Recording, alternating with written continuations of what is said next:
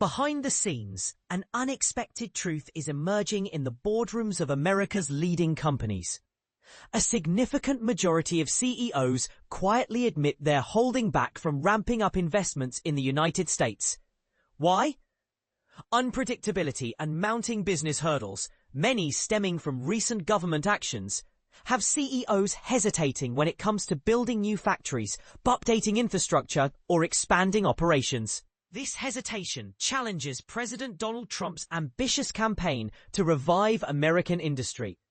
In a confidential meeting recently coordinated by the Yale School of Management, top corporate chiefs were asked about their intentions regarding new investments in U.S. manufacturing and infrastructure. The results were striking. 62% responded that they do not plan to boost investment at home. Professor Jeffrey Sonnenfeld of Yale, who shared insights from the meeting, explained that a trio of concerns is undermining confidence: tariffs, stricter immigration policies, and overall economic anxiety. They're simply hitting pause on major decisions, he summarized. More detailed findings from the CEOs revealed that 71% think tariffs have negatively impacted their businesses.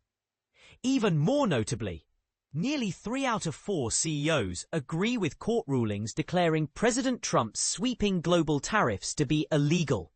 But here's where it gets controversial. While legal decisions mount against these tariffs, the administration continues to tout them as tools to secure better trade deals. Of course, there are headline-grabbing exceptions. Major players like Apple and Nvidia have made visible commitments to invest in domestic production. Pharmaceutical giants also pledged fresh funding for U.S. projects earlier this week. And Japan's promise of a $550 billion trade deal has the White House exploring big plans to channel foreign investment into American infrastructure. White House spokesperson Kush Desai insists the administration's pro-growth strategy, built on tax cuts, deregulation, and energy expansion, have already delivered strong gains during Trump's tenure, and is poised for a repeat in a second term. We're working closely with business leaders, Desai asserted, pointing to historic commitments and confident that the US will continue leading the global economic race. But is the optimism truly universal?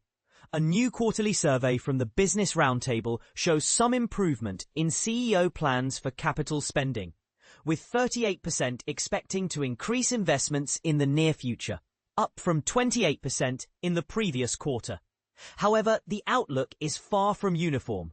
Joshua Bolten, CEO of the Business Roundtable, notes that manufacturers, especially those exposed to global trade, are still facing tough challenges. In fact, capital spending projections in these sectors remain below late 2024 and early 2025 levels.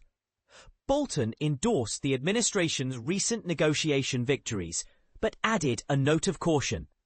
We urge both our trading partners and the government to work toward lifting damaging tariffs and other barriers. Here's another point that might stir up debate. According to Yale's poll, a full 80% of CEOs feel that President Trump's efforts to sway the Federal Reserve run counter to America's long-term interests.